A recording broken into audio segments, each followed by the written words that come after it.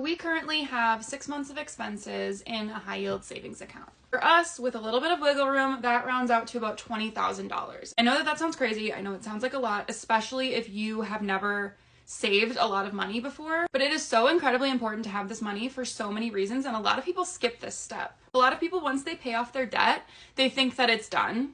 And that they can go back to living the life that they had. But I think that this mentality really comes from a place of restriction while you're paying off your debt. So if you are very restrictive while you were getting out of debt, then once you're done getting out of debt, you might feel like you want to like treat yourself, or you're like, oh, well, I worked so hard for so long and I deserve this and blah, blah, blah. When in reality, if you get out of debt more sustainably and make actual long-term changes to your relationship with money, you don't have a need to go back to the way that you were spending before, because it's something that you can maintain. Skipping the step of building up your emergency fund to 6 months of expenses is a huge, huge mistake, because you're in a very fragile financial position. So you never want to be in the position where if an emergency came up in your life, you had to put that on a credit card. If you lost your job tomorrow, you should have enough money in your savings account to live for 6 months. It takes the financial stress out of these huge life emergencies. It's already stressful enough that you lost your job. We don't need to add to that stress by figuring out how we're going to eat.